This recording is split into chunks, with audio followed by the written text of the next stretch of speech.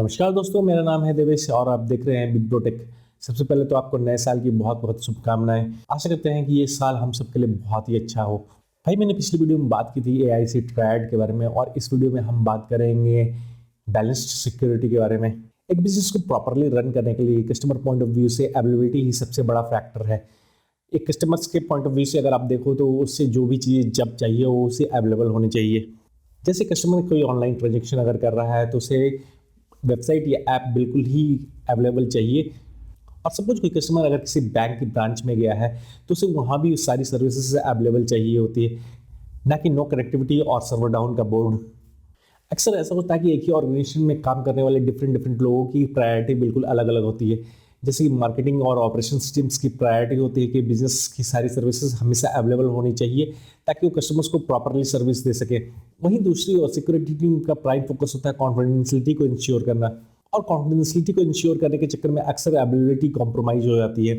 Suppose आप किसी organisation में काम करते हो और आपकी डेली रूटीन में है किसी दूसरे बंदे की डेस्कटॉप का रिमोट एक्सेस लेके उसकी मदद करना, बट अचानक एक दिन आपकी सिक्योरिटी टीम में एक स्टेटमेंट जारी करती है कि आपकी जो भी रिमोट एक्सेस टूल है, जैसे नेट मीटिंग, वीएनसी और टीम व्यूअर इत्यादि इत्यादि, इन सभी को सिक्योरिटी थ्रेट्स के कारण से ब्लॉक किया जाता है। अब ऐसा होने के कारण आप चाहकर भी किसी दूसरे की मदद नहीं कर सकते हो, क्योंकि आपको जो मदद करने के लिए टूल्स चाहिए थे वो उन टूल्स को ही सिक्योरिटी इंश्योर करने के नाम पे ब्लॉक कर दिया गया है। अब इस केस में एक सिनेरियो ऐसा हो सकता है कि आपका कोई फ्रेंड किसी ब्रांड की ब्रांच में सामने बैठ के कस्टमर को फेस कर रहा हो और वो इस बैंक में बिल्कुल ही नया हो, उसे बहुत सारी चीज़ें नहीं आती हो, बट उसे कस्टमर्स की डिमांड पूरी करनी है और उसे प्रॉपरली सर्विस देनी है।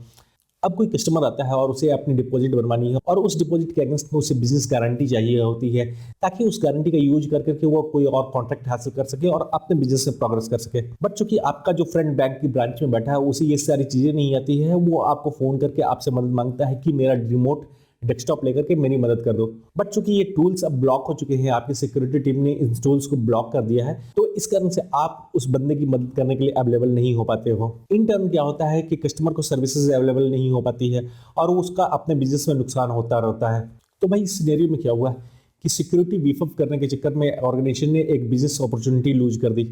नॉर्मल बिजनेस लाइफ में ऐसे बहुत सारे सिनेरियो होते हैं जाके सिक्योरिटी के चक्कर में बहुत सारा बिजनेस लॉस होता रहता है। अब भाई, ऐसा क्यों होता है? ऐसा इसलिए होता है कि लोग सिक्योरिटी को सीक्रेट रखना ही समझते हैं, यानी कॉन्फिडेंशियलिटी को ही सिक्योरिटी का सबसे बड़ा रूप मानते हैं कि अगर कोई चीज़ कॉन्फिडेंशियल है तो सिक्योर्ड है। बट कॉन्फिडेंशियलिटी को ज़्यादा इंपॉर्टेंस देने के चक्कर में इंटीग्रिटी और अवेलेबिलिटी अक्सर ही हैम्पर हो जाती है। रियल लाइफ में कुछ ऐसे एसेट्स होते हैं जिनकी क्रिटिकल रिक्वायरमेंट होती है कॉन्फिडेंशियलिटी, जैसे बिजनेस का ट्रेड सीक्रेट और या बिजनेस के फ्यूचर प्लान्स।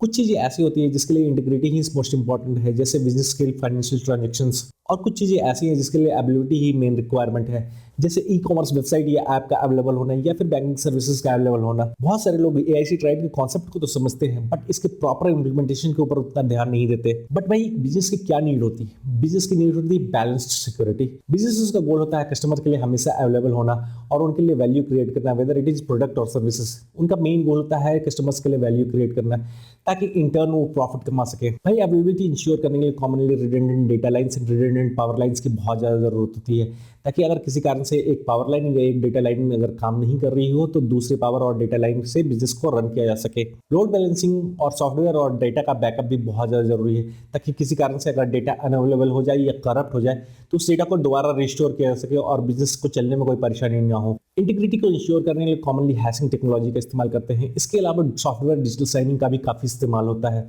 कॉन्फिडेंशियलिटी इंश्योर करने के लिए कॉमनली पूरे डिस्क या डेटाबेस को इनक्रिप्ट किया जाता है। इसके अलावा आईपीसेक, एसएसएल और एसएसएच का इस्तेमाल डेटा इन ट्रांजिट में डेटा की कॉन्फिडेंशियलिटी को इंश्योर करने के लिए किया जाता है। तो भाई, बस इस वीडियो में इतना ही। अगर आपको वीडियो पसंद आया तो इसे लाइक करो ताकि यूट्यूब का एल्गोरिथम इसे और लोगों तक पहुंचाए और लोगों के लिए भी वैल्यू क्रिएट हो। अगर अभी तक आपने इस चैनल को सब्सक्राइब नहीं किया है तो सब्सक्राइब करो और बेल आइकन को दबाओ ताकि आपको नोटिफिकेशंस मिलती रहे। मिलते हैं एक नए वीडियो में। जय हिंद, जय भारत।